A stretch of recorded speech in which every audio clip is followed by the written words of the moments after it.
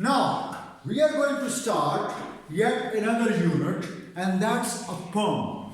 And the title of that poem is The World is Too Much with Us. Now, if you just recall your memories, whenever I would discuss a poem, I used to tell you that you need to look at each and every aspect and dimension of a poem, ranging from its title to different figures of speech that have been incorporated within a poem. Now over here, if you look at the title, what does the title state? The world is too much with us. It means that we are absolutely very closely associated with this world, the world in which we are living.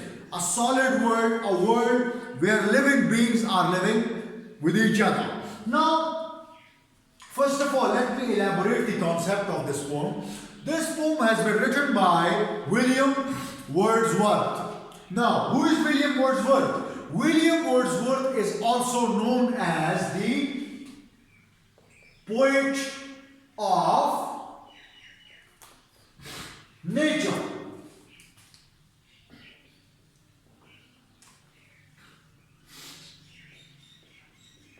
Now, poet of nature means that William Wordsworth has always been an ardent advocate of nature, pure nature. He is also known as the worshipper of nature. Now, if you look at his poems, each and every poem revolves around the concept of nature. Concept of nature means the trees, the sky, the love for the environment, the hatred towards pollution, and the different steps that we take in order to pollute the atmosphere. So all these different features and characteristics have been associated with his poems. Now we will start paraphrasing the poem, but first of all let me give you a brief insight into the poem, that what does this poem indicate. This poem is actually a kind of criticism on a very important aspect of nature, that we are actually so much deeply involved in materialistic pursuits that we have forgotten about our nature. That what do we mean by nature? Nature is something that is pure, free from every corruption, pollution. But we have become so materialistic with the passage of time that our nature has become corrupted. And when the poet, the William Wordsworth, look at the pitiful and miserable condition of nature, he sort of expresses gloominess. He expresses disappointment, dejection. So what are those lines? Now these lines will be paraphrased in order to make you people understand the logic of this poem. If you look at the first stanza has been written on the right hand side. The very first line is, the world is too much with us, late and soon. It means, the very first line means that we are completely involved with nature. It means that we cannot disassociate ourselves from nature. Nature is something that is inevitable, that is indispensable. We cannot separate and isolate ourselves from nature. The second line, getting and spending, we waste our powers. Getting and spending, we waste our powers means that we are investing our energies on materialistic pursuits.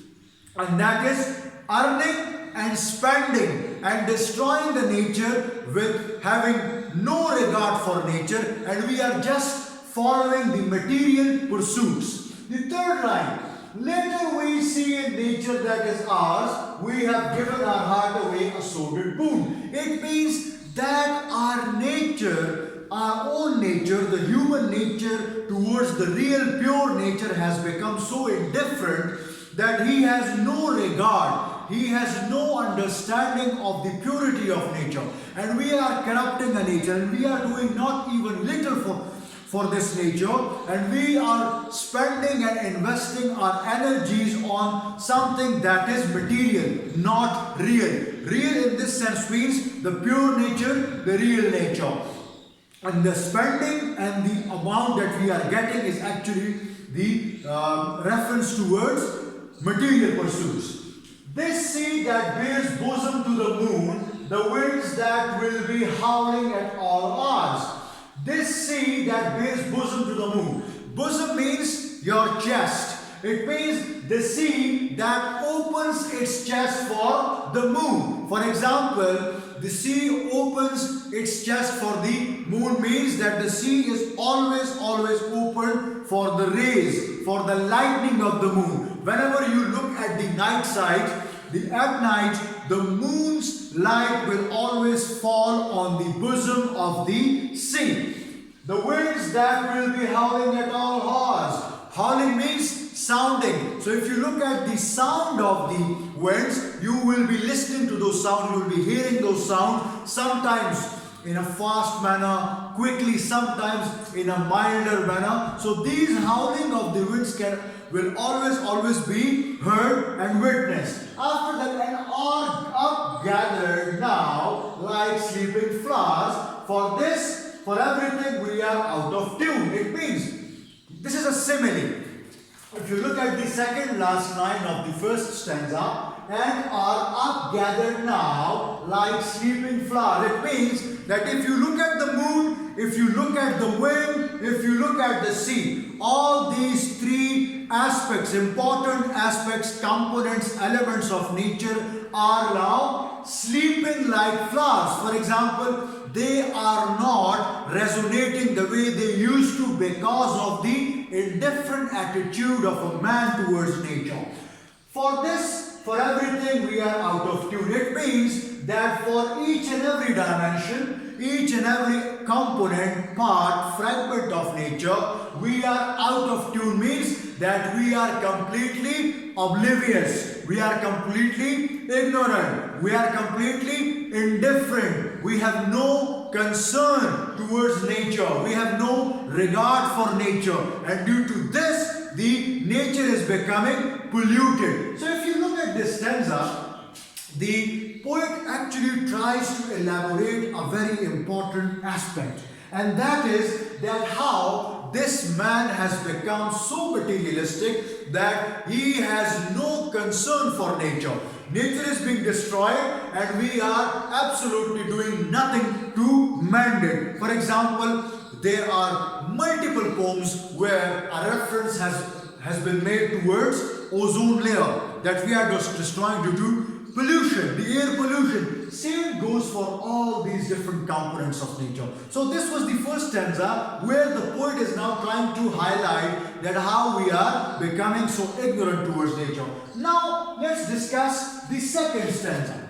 Now what does the second stanza states? The very first line, it moves us not, great God, I'd rather be a pagan suckered in creed out of want. Now, in this second stanza, the poet is expressing his discontentment. Discontentment means disappointment. He is completely dissatisfied with the state of the affairs, with the attitude of man towards nature. If you look at this, it moves us not, great God, I'd rather be a pagan suckered in creed out of want. He says, the poet William Wordsworth, that when I look at the wretched, worn out condition of this nature, I become gloomy. So I feel that I'd rather be born as a pagan. Pagan means a person who has no religion. In Urdu we call it kafir. So a pagan means kafir in Urdu. He has no religion. The poet himself belongs to Christianity. He is a Christian by faith. But over here he says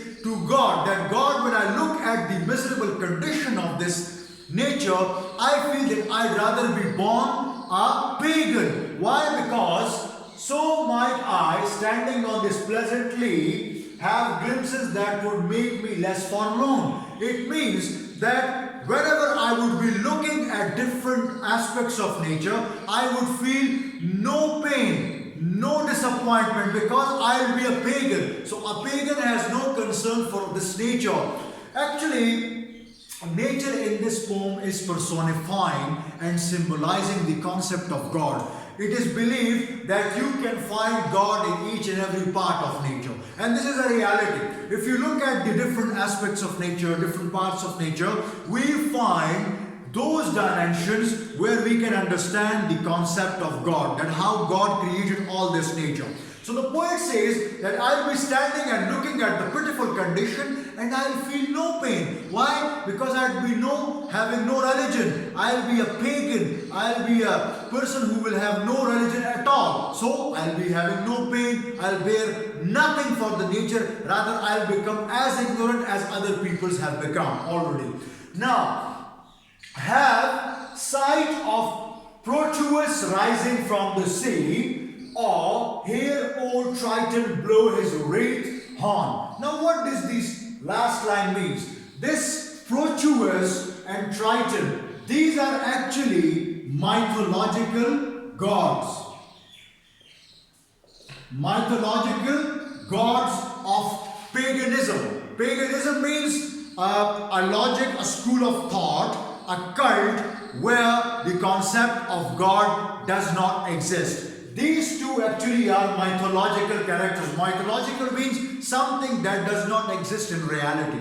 That's mythology. So, Proteus and Triton. Now, over here in these last two lines of the second stanza, the poet has made a reference towards mythological gods Proteus. He says that I will be looking at the sea, having no mercy, and I would be seeing a sight where Proteus would be rising from the sea. For example, the Proteus, the god of mythology in paganism, he would be rising from the sea. And in the last line he says, Triton, which is yet another mythological god, he would be coming out with his horns. So these two references have been made with regard to that criticism and critical attitude of man towards nature, that why man has become so indifferent, why we are deeply engrossed in the different materialistic pursuits and not realizing that by following these different pursuits we are destroying the very important pure nature.